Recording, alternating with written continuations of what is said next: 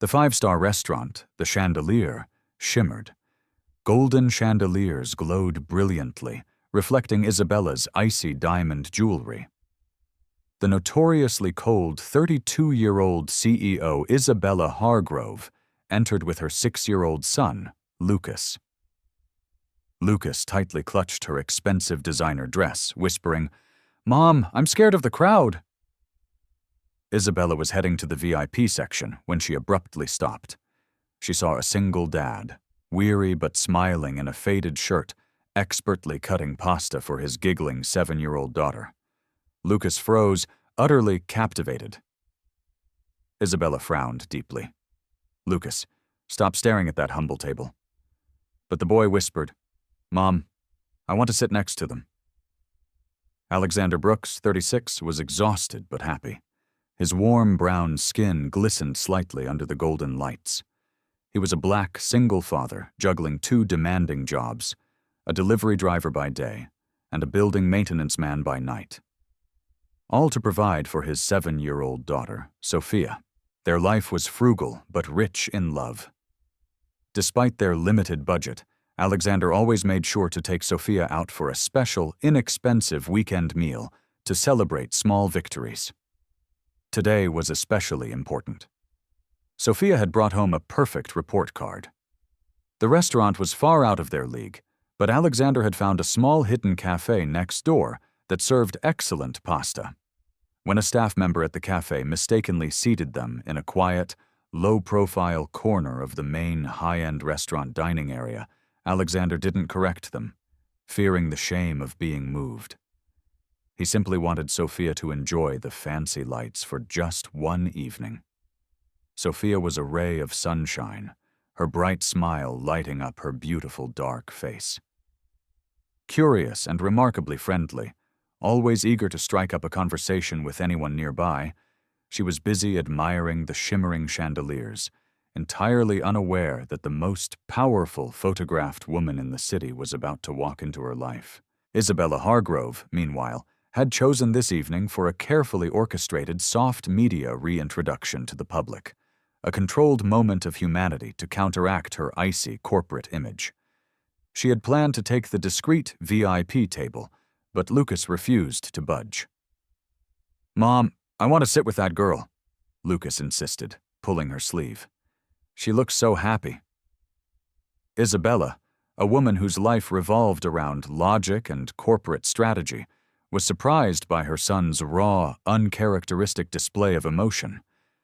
He was usually as reserved as she was.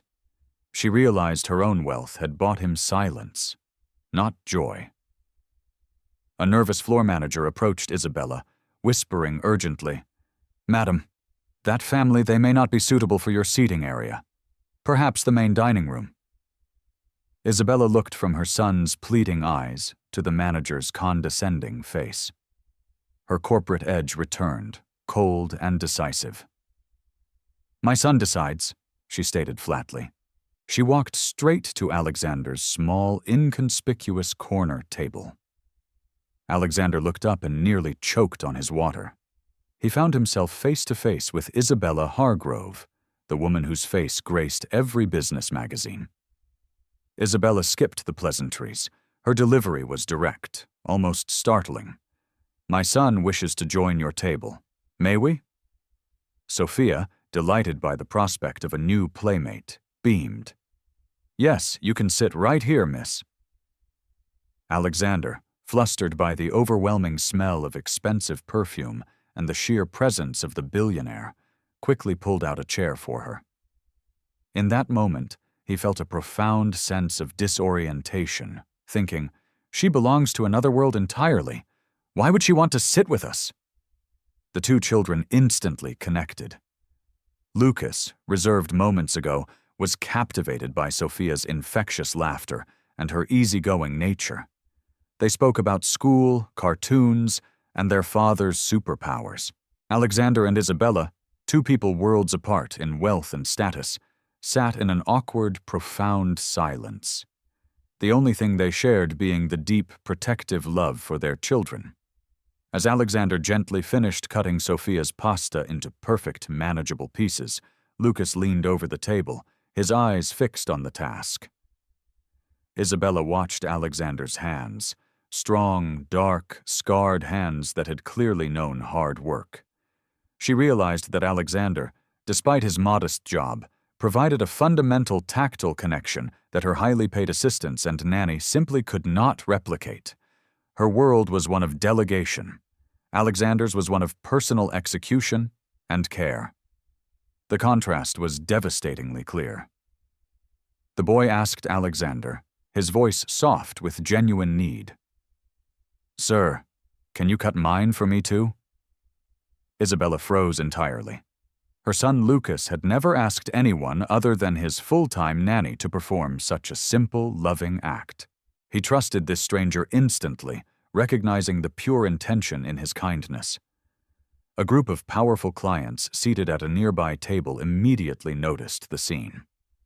The aloof billionaire sitting awkwardly with a visibly poor, black, single father. Whispers started circulating, sharp and judgmental. Is she having a crisis? Perhaps a very literal public relations stunt, direct charity. Isabella, who despised gossip, tensed, ready to stand up and end the dinner. But Lucas's small hand gripped her arm. "Mom, I like him. He's like a superhero." Sophia, ever loyal, chimed in. "My daddy is a superhero. He can fix anything. He even fixed a whole apartment building's furnace last week." Isabella found herself smiling, a genuine human smile she rarely allowed herself at the children's innocent defense of Alexander. It was a moment of true, unscripted warmth, something her cold world desperately lacked. Alexander, keenly aware of the growing spectacle, quickly ordered the cheapest item on the menu, knowing he couldn't afford anything else. Lucas, watching Sophia eat with delight, declared cheerfully, "I want the same dish as Sophia." The waiter, recognizing Alexander's worn shirt and cheap watch, looked him up and down with overt contempt, his gaze lingering on Alexander's dark complexion with barely concealed disdain. He addressed Alexander with thinly veiled derision. "Can you afford that, sir?" "That is a premium dish. We don't accept charity for our patrons." Isabella's eyes flashed with cold anger. She cut the waiter off, her voice dropping several degrees. "Bring 2 more servings and send the check to my corporate account immediately," she commanded. The waiter recoiled, stammering an apology as he hurried away. A prominent society woman, Mrs. Harrington, from the nearby table couldn't contain her spite. She spoke loudly enough for the whole restaurant to hear. "I thought the Hargrove dynasty dined with the elite, not janitors. What a spectacle, Isabella. Your public image will never recover from this slumming." Alexander lowered his face, already accustomed to this casual contempt. The words felt like a physical blow, a constant reminder of his struggle as a black man in spaces where he was never meant to belong. Sophia, however, was furious. She stood up on her chair, her small chest swelling with protective indignation, her braided hair bouncing as she rose. "My daddy is better than everyone here. He helps people. You are all mean." Lucas immediately stood up too, joining her side. "Mr. Alexander is better than all the boring drivers at my house. He knows how to smile." Isabella watched the 2 children standing together, a small, fierce, protective army around Alexander. It was the most animated, passionate thing she had ever seen her son do. She felt a surge of loyalty, realizing that Alexander, the janitor, was the most honorable man in the room. But the moment of connection was brutally interrupted. Isabella's personal assistant rushed into the restaurant, eyes wide with panic. "Miss Hargrove, emergency board meeting. Someone is trying to stage a corporate coup. They have evidence." The entire restaurant turned to watch. Isabella's face, usually so composed, went visibly pale. Her hand began to tremble uncontrollably.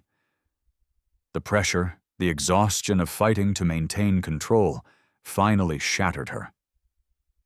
Alexander, instantly assessing her, recognized the physiological signs. Acute stress leading to hypoglycemic collapse, His trauma training, dormant for years, kicked in instantly. He didn't hesitate. He grabbed the glass of water and a packet of sugar from a discarded coffee service and shoved them into her hand. His hands moved with the speed and precision of a man who makes split-second life-or-death decisions. The floor staff whispered in astonishment. How did he know before the assistant even noticed? He just fixed the billionaire. Isabella drank the sweet, cold water, and after a few frantic minutes, her breathing stabilized. She looked up at Alexander, her voice trembling with shock and gratitude. Why? Why did you help me? You didn't owe me anything after the way they treated you. Alexander's deep brown eyes held steady, focused on Lucas, who was now clutching his mother's arm, terrified. Because your son needs his mother alive, he simply said, and no mother, regardless of who she is, should collapse in front of her child. As the color returned to Isabella's cheeks, a profound realization washed over her. Lying back in the expensive leather booth, surrounded by people who relied on her wealth and power, the only person who saw her as a vulnerable human being was the man everyone else had dismissed. He didn't see the CEO, the target, or the charity case. She thought he just saw a mother in danger. That level of simple humanity is alien to my world. She realized that in the moment of her greatest weakness, her enormous wealth had been utterly useless. Once Isabella was stable, she quietly ushered Alexander and the children into the restaurant's private VIP lounge, a sanctuary of leather and mahogany, to talk without the intrusive eyes of the media and the guests. Lucas and Sophia were already engaged in a game of tag, their innocent laughter echoing softly through the opulent room. Isabella sat opposite Alexander, finally letting her guard down. She sighed, the sound heavy with the weight of her empire. They are trying to discredit me by spreading rumors that I am not mentally or physically fit to run the company. They need a medical crisis, and I just gave them one on camera. Alexander looked at his teacup, which is why you experienced the acute stress response.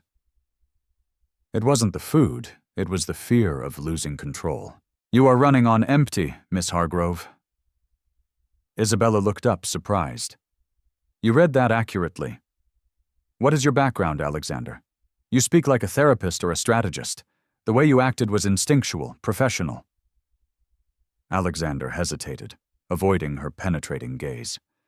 Then Lucas ran in, pulling at his sleeve. Tell the story about the time you saved someone, Uncle Alexander. The one about the smoke. Isabella looked at Alexander, her curiosity piqued. Saved someone?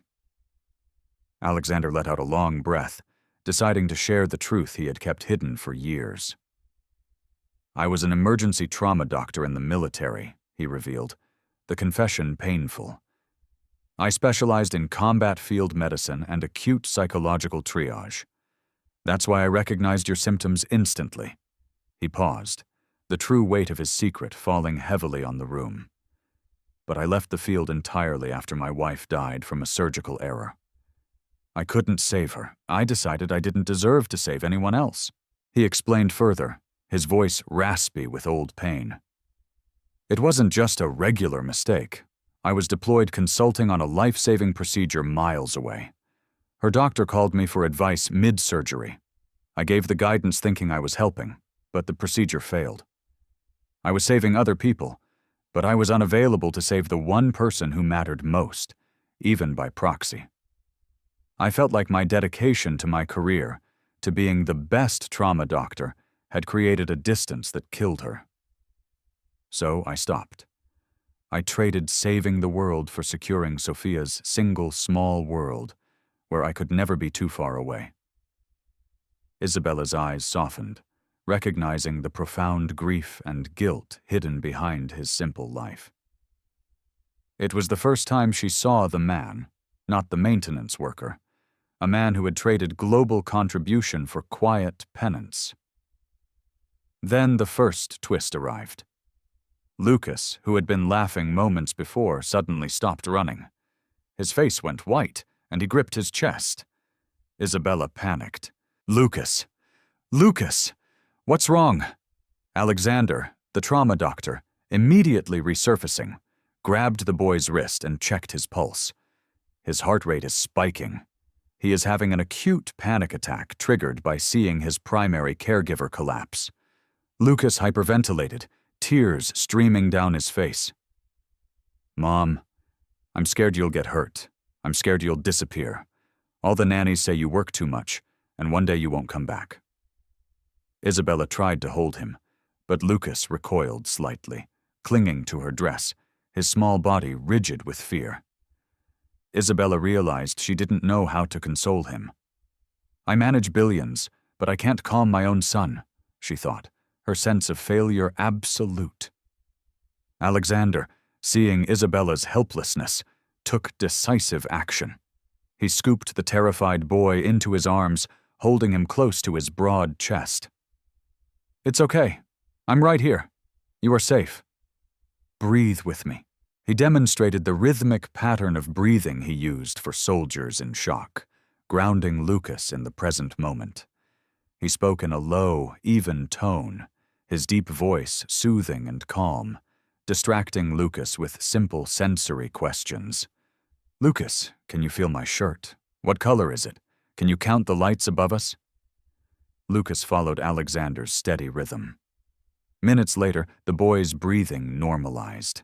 He relaxed fully against Alexander's chest, a complete physical surrender. He whispered, "You smell like clean air, Uncle Alexander." Isabella watched the scene. Alexander, the single dad, holding her fragile son, and her eyes welled up with silent tears. She had never seen such instant, profound trust placed in anyone outside of herself. She realized her wealth had robbed her son of the simple security that Alexander provided naturally. This single brief exchange of physical comfort was more powerful than years of purchased childcare. The second twist immediately followed. Isabella's assistant burst back into the room, phone pressed to her ear, yelling in panic. "Miss Hargrove, the video of you collapsing in the restaurant is going viral. The board is meeting to invoke the fitness clause. They will use it to strip you of your position." Isabella sank into the chair, devastated. They will use this public weakness against me. It's over. Alexander stood up, his voice decisive and firm. The voice of a man who makes critical decisions under fire. You are not a cold CEO, Miss Hargrove. You are a mother, and they are using your motherhood against you. Isabella broke down, the tears finally flowing freely. "No one," she choked out. "No one has ever said that to me before. Everyone just sees the corporation." Alexander placed his hand on her shoulder. "Let me help you. You don't fight a coup with power. You fight it with truth." He quickly and methodically analyzed the situation, the timing of the board meeting, the assistant's sudden appearance, the immediate leak of the video. He saw the operation not as a business problem, but as a hostile, tactical maneuver. The person running this coup needed more than just a boardroom vote, Alexander stated, pointing to the facts.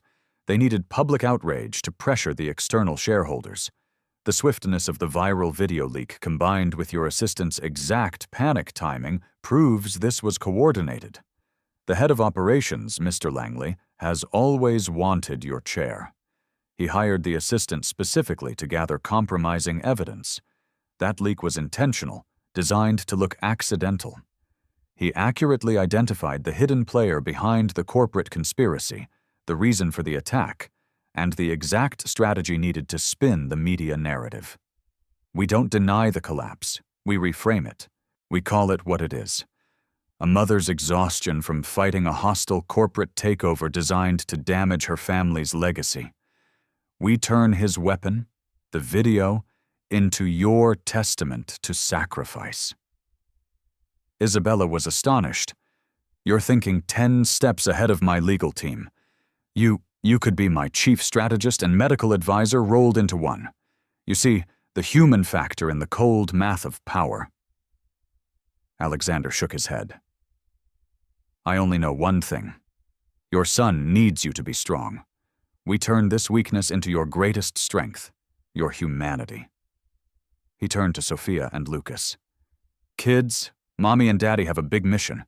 We need to save the company so Mommy can keep buying you all the pasta you want." The children cheered instantly, their fear replaced by a sense of purpose. Lucas ran to Alexander, hugging his waist tightly. "Please don't leave us, Uncle Alexander. I need you to stay with Mommy." Isabella, utterly humbled and grateful, invited Alexander and Sophia back to her opulent mansion for dinner as a formal thank you. Lucas was waiting by the door, greeting Sophia like a long-lost sister. They immediately ran off to explore the grand house, their combined laughter filling the previously echoing halls. They found Lucas's colossal playroom, which was full of unopened, expensive toys. Sophia immediately began showing Lucas how to build a secret base using old blankets and cushions. An exercise in simple imagination that Lucas had never experienced. The mansion, which Isabella had always felt was a cold monument to her success, suddenly felt like a home. Alexander entered the magnificent living room, feeling completely out of place. He adjusted his collar nervously. "This place, it doesn't belong to me." Isabella offered a gentle, genuine smile. "Tonight it does. Please, just be yourself." The dinner was the antithesis of the stressful restaurant scene. It was warm, relaxed, and intimate. For the first time in years, Isabella laughed wholeheartedly, her cold mask completely gone. Sophia entertained them all with stories of her dad's superhero moments, how he once fixed a burst water heater in the middle of the night and rescued a fat, stuck neighborhood cat. Lucas listened, captivated, laughing so hard he nearly fell off his chair. Isabella realized that while her life was built on billion-dollar transactions, Alexander's was built on human connection and genuine service.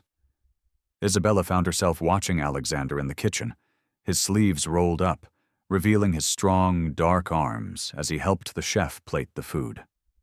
A strange, unfamiliar warmth spread through her chest. She saw the competent, caring doctor blending seamlessly with the humble maintenance worker.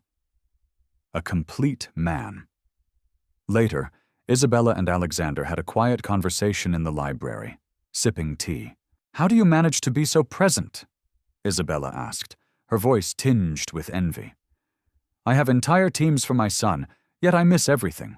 I delegate comfort, joy, and basic care. I delegate Lucas." Alexander smiled sadly, his warm smile lighting up his handsome, dark face. "I don't delegate because I can't afford to. But more importantly, I don't delegate because I realize the hard way that presence is the most precious thing we own. Every time I cut Sophia's pasta or fix a broken toy, I'm securing a memory with her. My time is my only wealth. Now, Isabella, you have infinite financial capital, but I have infinite time capital for my daughter." Lucas tugged on his mother's hand, his eyes wide with admiration as he watched Alexander interact with Sophia.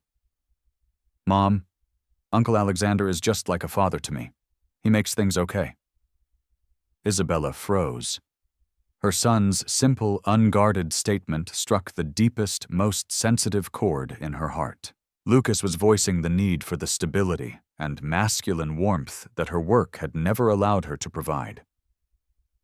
Isabella led Alexander out to the massive empty terrace, gazing over the city lights. "For years, I believed I could buy everything my son needed," she confessed, her voice soft and vulnerable. "But tonight I realized I bought him loneliness. You gave him 10 minutes of belonging that my entire fortune couldn't purchase." Alexander nodded slowly. "Money creates distance, Isabella, but love closes it. You just have to choose which one you value more." Isabella walked to the edge of the terrace, looking out at the city. "I spent my life fighting to be seen as a warrior. I built a wall of ice to protect myself from the world and my own grief. But that wall didn't keep the danger out. It kept the love out. Tonight, you didn't just save my company, you saved my heart from freezing over. Isabella stopped Alexander at the mansion's massive oak door. She looked him directly in the eye. Not as a CEO, but as a woman making a plea. Will you come to the company tomorrow? I need someone I can absolutely trust by my side. I need your clarity, Alexander. I need the man who sees the person behind the title. Alexander looked down at her, seeing a woman broken by her own success, but now radiating a glimmer of hope. He nodded. For your son, I will be there. I promise to protect the woman he needs. The next morning, Alexander walked into the emergency shareholders meeting with Isabella. Sophia and Lucas walked in front of them, their hands linked, a picture of innocent, united strength. This time they were not hiding. They were Isabella's foundation. The tension in the room was suffocating. The conspirator, Mr. Langley, the head of operations, smirked, ready to present the viral video as a proof of Isabella's incompetence. Langley, a man who believed power was exclusively earned through ruthless ambition, was confident of victory. Alexander stepped forward, calmly commandeering the presentation screen. He quickly and methodically broke down the viral video. Using his observational and analytical skills, not just as a doctor, but as a former trauma strategist. He proved the video was deliberately filmed by a low-level assistant hired by the head of operations, and the leak was timed precisely to cause maximum damage. He presented medical evidence showing Isabella's collapse was stress-induced hypoglycemia, a temporary state, not an underlying condition. Then Alexander shifted his focus. He didn't just present the facts, he presented a philosophy. This is not a medical report. It is a character analysis, Alexander stated, his voice ringing with authority, looking directly at the shareholders. Mr. Langley used Miss Hargrove's moment of human weakness, her exhaustion, to attempt a hostile takeover. This company is built on strength, and Miss Hargrove's greatest strength is not her cold logic, but the sheer effort she exerts for her family and her company. The head of operations sputtered in denial, turning bright red. This is outrageous slander. Who is this maintenance man? Alexander produced documented evidence, a digital trail of communications that exposed the entire calculated attempt to strip Isabella of her leadership, including Langley's direct instructions to the assistant to film and leak. The shareholders were shocked. They immediately turned on the conspirator, condemning him for his betrayal and profusely apologizing to Isabella. Langley was escorted out of the meeting, his reputation and career instantly ruined. A major shareholder, Mrs. Harrington, the woman from the restaurant, stood up, addressing the room, her voice now respectful. Who is this man? His competence is stunning. Who found this evidence? Isabella looked directly at Alexander, her eyes filled with gratitude and newfound affection.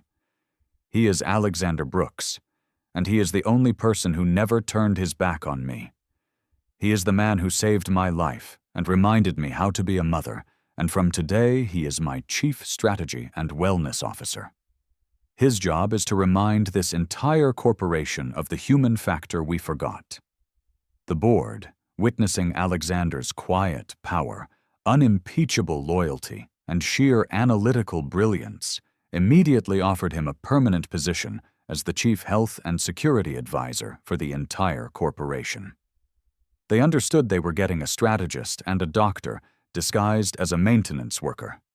Alexander, finally finding his purpose again, looked at the contract. He firmly refused the standard terms. I will only accept if Sophia and Lucas are part of this arrangement. My work schedule must allow me to remain a fully present father. They are my priority, not a negotiation point. My presence here is a commitment to a better work-life balance for every parent in this company. Lucas ran up and hugged Alexander's leg. Please stay forever, Uncle Alexander. We need you here. Isabella looked at Alexander, her defenses finally permanently gone. I want you to stay too, Alexander. As my partner in every sense of the word, we can build a life together that prioritizes our children's laughter over our corporate titles. Sophia clasped Lucas's hand, giggling happily. So, are we like brother and sister now? We can share a room in the big house. Alexander laughed, a genuine, joyful sound, tears welling in his eyes. I think we just might be. It seems fate had a different plan for all four of us. He accepted the role, not to chase prestige, but to honor his commitment to presence and purpose. The final scene, Isabella took Alexander's hand, a silent promise exchanged between two people who found love and purpose where they least expected it. They were no longer the cold CEO and the struggling single dad. They were two parents, united. The two children ran ahead, their laughter carrying on the wind. The setting sun cast 4 long, intertwined shadows across the pavement. A new, unconventional family created not by blood or wealth, but by a shared moment of vulnerability, earned respect, and unconditional love. If you believe stories like this deserve to be told, leave a comment and subscribe.